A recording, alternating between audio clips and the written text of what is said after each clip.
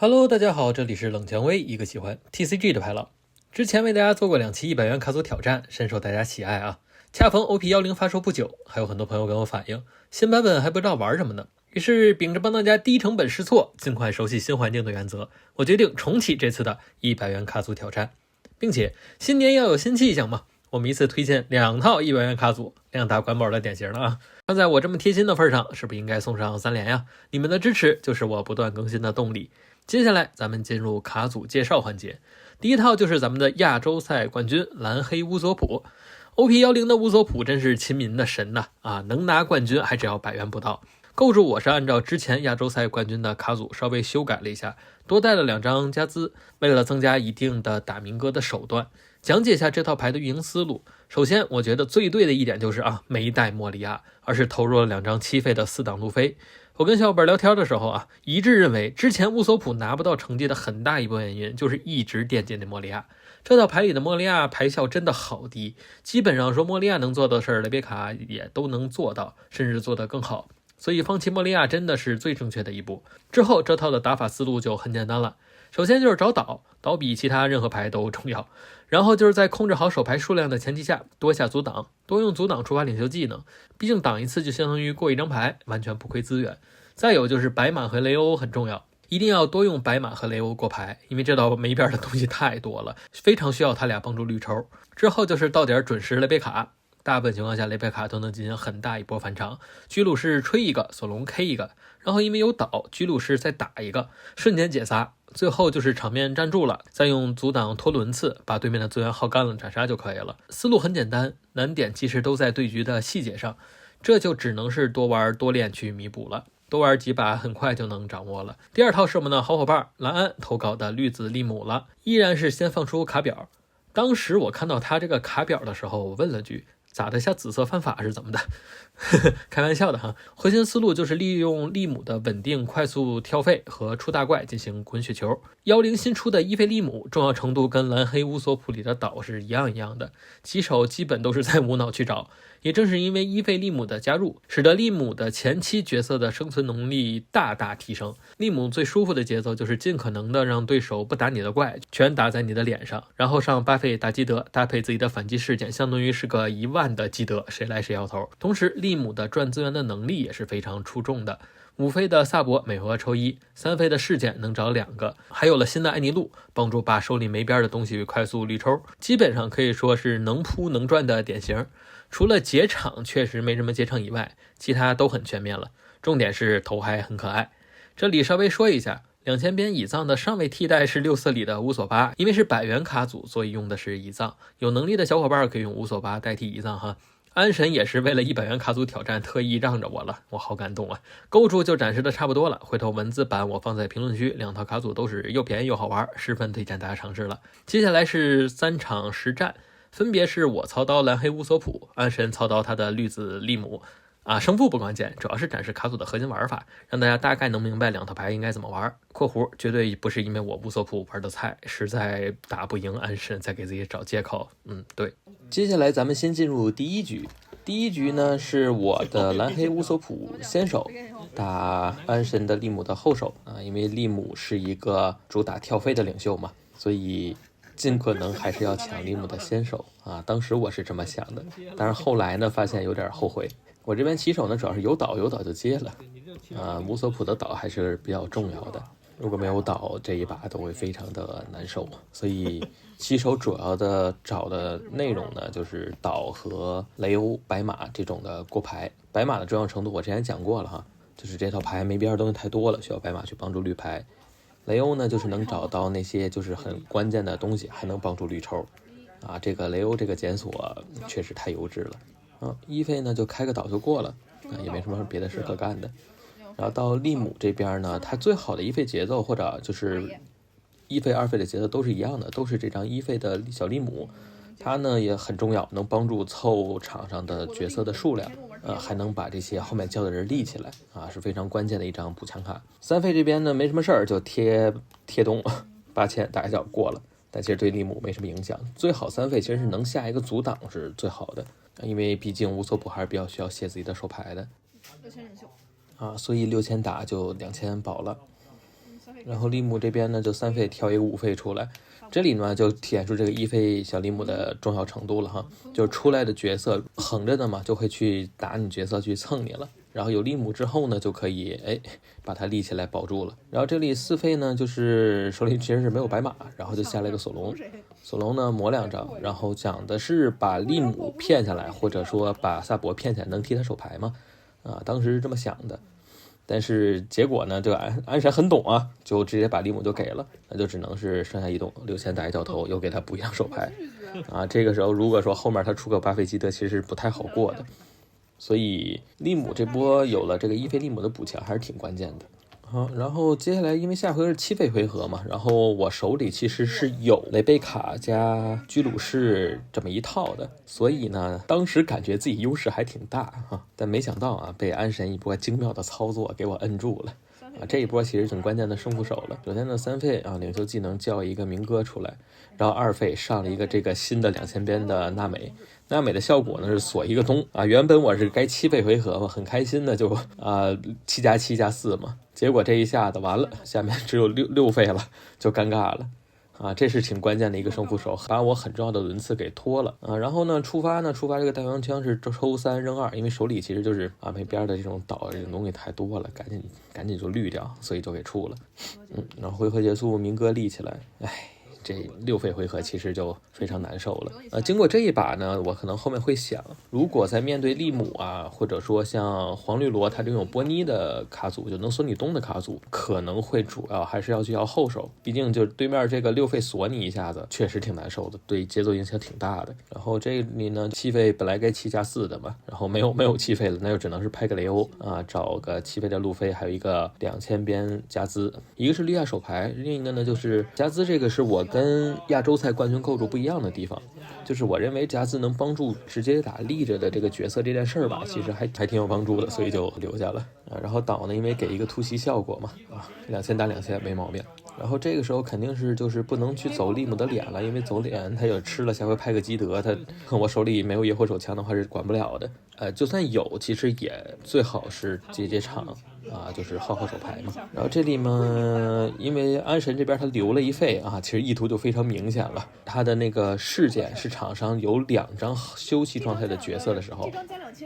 就是加2000，所以他就故意用明哥去挡了一下，就是这个1费的事件，所以特意留了1费嘛。但是你该打你得打，你打出来了对吧，下回就没有了，就不会是一个1万的基德了剩3费下一个小阻挡过了，这个时候就开始慢慢下小阻挡去拖轮次了嘛9费的时候，其实我当时就已经在想9费要不要还去打7+7+4但是因为手牌其实不是特别得劲儿，但是该打还得打。然后这边呢利姆已经上9了他先下大哥9000站住了，咱就其实比较难受了。这边6000蹭6000，这个明哥厉害就厉害在这儿，他反正回合结束能立起来嘛，就等于一直在白嫖，最强白嫖王，打线开的时候就是最强白嫖王。然后这里面呢就是想了想因为手里其实就2000比较多，这也是那个乌索普的又一个问题吧，就是他大部分卡要么2000边要么没边，基本上都是这种，因为他1000很多时候你都要拍到场上去用，比如说像那个7费的雷贝卡、雷欧这种的，你都不太舍得去交，其实很多时候。这边安神呢也是用利姆开领袖技能3费叫一个5费人，然后这个是安妮路抽3扔2，把手里没边的赶紧也绿一绿。哎呀，这个非常的羡慕因为手牌资源其实不是太多了，所以就该吃一些还是要吃一些，这是血就没有保。但正常情况下乌索普其实不太需要去吃血，除非手牌特别差了去吃血找机会，大部分时候其实是不太需要吃血的这里我就刚9费回合，其实这个时候我就主要纠结有2个，一个是7+7，或者说把他大哥解掉，因为他大哥只要在场上，相当于每轮再多给他一个2000边嘛，他手牌就会越来越多就感觉后面就有点打不过了会但是自己还是要场面，所以还是打7+7+4这个会更好一些吧我是这么认为的。这里呢就是居鲁士出来把明哥解了然后用9000去打6000的萨博这里就是大哥的效果了嘛，就是白嫖一个2000边，只要你省移动就每回都能省一手的2000边，这个还挺厉害的，所以这时候没解掉还挺难受的就相当于打了他只打他一手嘛。这手呢其实是我打错了就是我非得要去贪雷贝卡的这一个岛的这个突袭，但其实没什么用你要想解的话，不如多贴给索隆打8000打6000，至少是要3000边嘛，这样打其实只要2000边所以这个时候就是场面没解掉，手也不多，对面场上还大，还只有2血，对，就狠一点其实就杀了啊。当然结果其实就是对，毕竟场上我也没有阻挡者，安神这边5000大头啊，必须得保，但剩下3角他其实就9000、9000、11000就已经挡不住了，因为这把没有白马嘛，没有白马去转牌，也没有，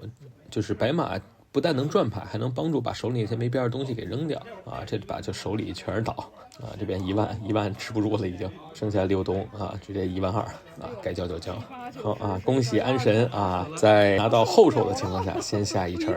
主要还是在7费被锁了一个东，卡了一个很重要的节奏。如果没有在7费准时打7+4的话，其实乌索普的节奏会比较差。好，接下来呢，咱们来看第2把。第2把呢，就是换了一下先后手，就是安神先手，然后我后手了，不想再被那枚锁一次。说实话，这种对局就是还挺重要的，挺有教育意义的，一次就长记性了。这把我的棋手呢，虽然没有倒，但是有一大堆的检索，感觉能找到倒，所以就接了。然后利姆这边呢，也是1费最好的节奏嘛，还是拍1费的利姆啊，这个比较重要。这把还可以，起码就是1费呢有雷欧。然后呢，找到了岛。正常情况下，这手其实大家应该看到了，里面是有白马的。为什么没有拿呢？就是因为如果利姆1费有了利姆，就是他下的决策基本上都不会是横着的。那你白马站在那儿吧，就是很尴尬。所以呢，就没有拿白马想去找别的节奏了。但其实如果说你在4费拍一个白马，就是愣拍一个白马也行，也是没什么问题的。所以后来琢磨琢磨，这手还是应该拿白马会好一些啊。这里拍了一张比较冷门的索隆哈啊，场上有2个横置的角色的话，他是个8000的角色啊，确实比较冷门。安神呢，就是说主要是为了他战场方便。因为他8000不那么好解嘛，这手还挺疼的，就是索隆一堆下去2个雷贝卡，这里呢就还是去解利姆，然后他把索隆横下来，因为他能保下来嘛，这里只能打一个6000，这边5000是打不到他的，用利姆效果带破把索隆给横了，其实也就是我多磨一个1000边嘛。索隆单索隆，好神奇。然后6费这边呢就是比较舒服的3+3嘛，3费事件可以找2个角色。然后再用领袖技能再叫一个，这样就还挺舒服的，最好的节奏6费就是3+3了嘛。这把安神还挺糊，就少了个人嘛。了解。然后5000打头，这个时候就是手里其实毕竟刚才找的都是没边的东西嘛，所以就第1血就被迫吃了。然后3+3叫一个明哥自己效果立起来，然后利姆效果把索隆立起来。这把呢其实就是稍微有那么一些卡了前面，主要还是因为就是利姆存活的情况下，白马不好发挥出自己的效果。不过其实如果说当时4费拍了一个白马，那现在这里可以用白马去过牌了，就也还好，因为反正结果其实就只是多打了一个1000边嘛。然后这里面一个是要腾手牌控制一下手牌数量，能帮助自己触发领袖技能。然后另一个呢，就是因为这刚才已经跳2东了嘛，这回对方是9费回合，9费回合就需要防一下8费的大基德了，所以前置一个玩具士兵。这样我在8费回合呢，可以准时通过7+7+4把基德给解掉就感觉还是有能挣扎一下的机会。这里呢就是先打一个转移，因为手里确实是没什么边儿，要不然这个是该保的。然后5000打头没有，其实还是没有边儿，所以又吃了。死了以后呢，拉一个雷欧效果把倒横了，找了这里我记得是找了2个边儿然后扔掉了个没边的，就是相当于这么一下子给自己缓了一口气儿，要不然手里确实没边儿就挺难打的，怎么打怎么吃，然后手牌还写不出去。然后因为下一轮肯定是7费的雷贝卡的轮次了嘛，所以就把白马给扔了。因为白马其实在面对利姆的时候，大家现在应该也发现了，就是这很难打出来那一脚，所以就没有用白马去过牌。没想到是没有拍那个巴菲的基德，反而是先上了一个艾尼路去绿抽，可能因为也可能是玩具士兵给了一定的威慑吧。毕竟这个时候利姆其实只有1血，如果那个基德被吹了，然后我场面又有东西的话，他还是稍微会有一点点危险的，会被一轮打掉很多的手牌，所以就选择了先用艾尼路去过一下牌这其实就刚才找的3000边嘛，不找这3000边是真没边，这血肯定是不能吃了。然后呢就剩下5费，直接手拍了一个明哥，然后明哥自己回合结束立起来，2个明哥自己回合结束都能立起来。然后这里利姆他其实还可以再立起来一个，但是这个时候就比较尴尬，如果你立艾尼路吧索隆就是6000了啊。如果你立索隆吧，艾尼路反正也保不住啊，但其实可以立，倒是立的话可能立索隆好一点。好啊，准时到点拍雷贝卡，因为后手的话你不会被锁内御东，你就有机会去准时拍出雷贝卡。这里白马主要还是因为没东西了，所以叫了一个白马。起来的时候吹民歌嘛。好嘞，回来了。然后用巨鹿士去打艾尼路，只要把艾尼路打掉了，索隆就会变回6000。变回6000呢，头贴一东就能再蹭一脚索隆。但其实这里打哪儿应该都一样，怎么地都是只能要1000嘛。就是打头的话也会是就是横民歌，然后给1000，所以打哪儿其实都一样。这一波把场面解了解，还算是缓了口气儿。然后民歌6000蹭白马，给1000保一下。然后这边就是8000蹭了，就该给了啊，相当于这样子的话，你是用1000挡了一脚头嘛，然后5000蹭头肯定不能给，然后这个时候就准时积德了，积德，然后刘一东，然后明哥自己立起来，这个时候呢，索隆就不太能立了，因为如果索隆立起来了，就没法开那个一费的事件，变成1万的积德了啊。但是好在我前置了一个玩具士兵，然后把积德给吹了嘛。我谢谢你。咋活呀？6000了哈，6000了。好，然后9000呢去打这个6000的索隆了，因为他没有2个休息的角色了，他就是6000了。这里用明哥去横一下，其实就有点不太值当的了。虽然他能变成8000的，但是这脚其实是打在明哥身上了。安神想了想，还是变成2个8000嘛，这样会让我比较难蹭他。不过这个时候2个8000了，就是我也就不想了，就不太能去解场面了，就干脆就奔着头去了。5000打头。5000打头，然后因为剩1血嘛，现在反正也肯定杀不掉了，但是毕竟打场上估计也不会给，所以就9000打了个头。对，然后剩2费上个小阻挡啊，就是这样是比较正常节奏，因为斩估计是不太能斩的，毕竟那么多手呢。然后没想到乙藏他是正好能过这个墙，乙藏呢是只能过4费的墙嘛，然后呢这个是3费的一溜啊，是3费的阻挡，就被乙藏横了。然后这个时候其实就有点挡不住了，因为手里就是没有边嘛，这个就是白马一直没有过牌的尴尬导致的，没有办法把手里这没有边的东西过下去。所以其实来说4费的时候能占个白马还是要占个白马会好一些吧。这也是2把给大家个教训，一个是第一把呢是面对有锁东能力的领袖，还是要后手会踏实一些。然后第二个呢，就是尽可能还是占个白马啊，去帮你过牌。白马还是这套牌最重要的东西，又能赚牌，又能帮助滤掉手里没有边的单位。好，接下来咱们看第3把吧。第3把呢，就是我跟安神对调了一下啊，就是安神说你这个不对呀，乌索普怎么打不过利姆呀？我说那就是打不过嘛，对不对啊？安神说不可能啊，一定是你乌索普玩的有问题啊。于是就他玩乌索普，我玩利姆，但好在就是咱没吃过猪肉，还是见过猪跑的，对不对啊？利姆这个看2把，咱们也看会了。好因为安神呢也知道就是得防2费娜美去锁东这件事儿嘛，所以也是要的后手。然后呢，先手就是去找利姆嘛，一拍1费利姆就过了。然后安神这边还是挺糊的啊，上来1费不但有岛又有雷欧的啊，我什么时候也能有这种棋手呀？就是安神每次都非常的自信，棋手只要有雷欧这种检索他就接了，因为他说雷欧一定能找到岛，不像我每次还要努力去找岛。然后扔掉雷贝卡，为什么扔雷贝卡呢？因为雷贝卡它主要的问题就是不能找雷贝卡啊，能帮助堆木的话，在这套牌里其实作用也不是那么的大。然后交的是个2000边，其实也就是因为比较明确嘛，这套牌大部分都是2000边和没边。1000边的话基本都有用，你不一定那么舍得交，而且因为刚才其实扔的是个1000边嘛，所以干脆也就扔个2000就扔个2000了。利姆的话还是前期通过吃血，因为他更希望是通过自己的手牌去保这的角色嘛，只要自己的角色在，就比较有好的生存机会和争取的机会。然后安神这边呢，因为知道反正也解不掉，那就干脆就4费就拍个白马得了人家还是比较懂然后我这边呢也是比较舒服的3+3说实话这把算是一个天胡利姆展示吧非常的胡这把可以说。然后3费先拍一个利姆，开都没法正常回应你了，因为我去玩乌索普了。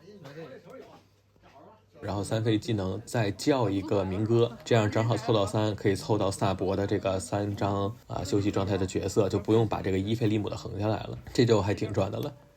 然后结束回合，利姆自己起立，明哥自己起立，然后萨博呢被利姆给立起来这一套 combo 打的行云流水这个场面大家看着是不是应该觉得还挺恐怖的？这就是利姆厉害的地方。如果你要把把能打到这场面，那打谁感觉都能打。然后这里白马就是抓二扔一，扔了一个2000。白马其实有时候手里边多呀，白马也挺尴尬的。手里边多的时候呢，不缺白马的这个驴；手里边少的时候吧，白马有时候站不住，踢不出来。因为大部分时候大家都知道打乌索普就是解白马的优先级会要求比较高，只要不让他过牌，他很多时候都干不了那么多事儿。然后这里为什么就是这脚我吃了呢？因为6000打，反正也是吃交2000边嘛。我觉得这个乌索普它大概率不会打到8000往上，最大也是个7000啊。对，被我猜到了啊。7000的话，我可以选择，比如说用明哥横一下啊，交个2000也是可以的。然后4费下个弗兰奇就过了，基本上6费他也就只能干这么多事儿，这就是乌索普。所以我大部分游戏乌索普还是比较爱要线的，因为我比较期待就是在准时的7费打出一个比较大的节奏啊。然后这里呢自己公屏因为很多嘛，就开始蹭脸颊啊，5000蹭一脚，5000蹭一脚，然后6000蹭一脚，6000蹭一脚，就是把乌索普手里的边尽可能都打掉。就是这个时候乌索普其实还挺难受的，因为他其实也怕。就是乌索普为什么不那么好打明哥呢？也是就是对吧，咱这个公屏多又麻烦然后呢交个阻挡抓1，然后雷贝卡效果拿了个大元王枪。这套牌其实只下了一个这个大元王枪啊，这个是偷鸡用的。然后这边的利姆呢已经9费了啊，准时贴上基德然后这几个就都立起来了。这里下基德呢，主要有2个考虑吧，一个是场上没有前置独角士兵，没有前置独角士兵的话就不会被追捕士给直接解掉，所以如果想解基德的话，基本上就得是夜火手枪。那你乌索普用了夜火手枪，以他这个场面，其实就不太能对我有比较大的威胁所以就还是拍了基德，这是我当时的考虑嘛。因为乌索普其实还是比较依赖雷贝卡去铺那波场来把自己场面做大的。如果没有的话，他场面其实就会小好久，因为前面他其实不会能有什么特别大压力的角色在场上。好，第一脚6000呢就交2000了啊，然后就是因为怕，比如7000再交2000，就先这样啊，这样一共是交了3000。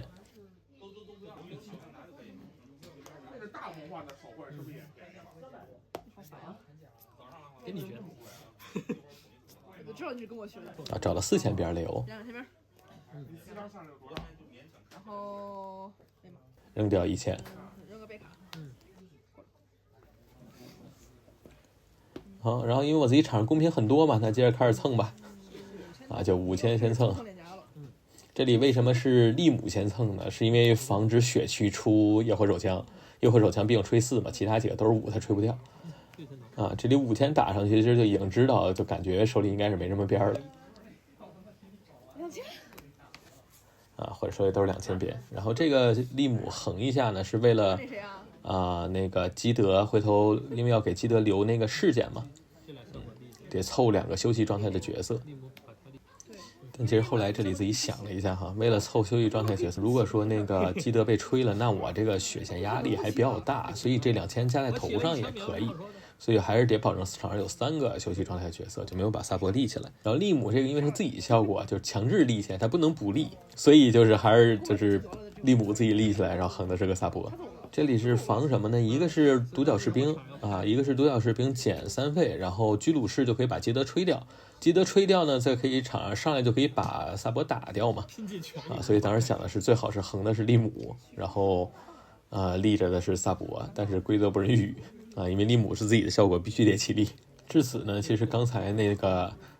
7费8费拖这一轮的这个效果就显现出来了因为乌索普这个时候没有什么场面对这个基德的威胁就非常的小，最大呢就两脚嘛，1万1万1，这是理论的嘛。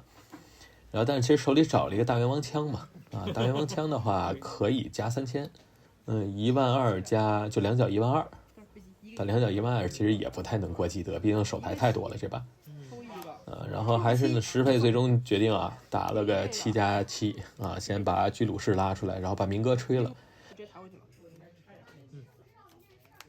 然后这里呢，其实我感觉就是暗神最好应该是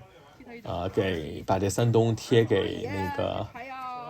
贴给居鲁士，然后这样是打1万2吧，打1万2就至少能要我手嘛，然后打掉了啊，如果打掉了，白马再说打别的地方，如果没打掉，对吧？啊，如果没打掉那就基本上也就 GG 了啊。然后这里呢，就是因为也没有阻挡，然后现在9千打头吃了，然后蹭2下，把东玄铁就打死了。这把就是给大家展示一下什么叫天胡利姆，好吧？啊，如果你的利姆把都是这个节奏，我觉得谁来你他都打不过你。好，那么以上呢就是本期视频的全部内容了。乌索普这个领袖呢，虽然我一直没有赢安神，安神也最后就是没有用乌索普赢过我的利姆啊，但不代表乌索普这名领袖不厉害啊，他还是咱们10新领袖的主要的牌面了，并且他能在亚洲赛上取得冠军的成绩，也其实已经认可了这个领袖的实力了。主要还是我练习的比较少，玩的不熟练，如果是乌索普大神来，应该还是能打得有来有回的。利姆呢，这名领袖，我之前在预测10环境的时候就说利姆一定是个能有所表现的领袖。虽然目前看来吧，被黑胡子呀、蓝明哥呀这些的还是不敌这些领袖，但至少证明了利姆经过10的补强，至少变成了一个很能打的领袖了。这3把呢，大家应该都能看到利姆的表现。所以呢，这2名领袖呢，又便宜又好玩，非常推荐大家去试一试。毕竟不用花什么钱，对吧？好，那么本期视频呢，到此也就基本都结束了啊。这里是冷蔷薇，一个喜欢 TCG 的牌佬，咱们下个视频再见吧。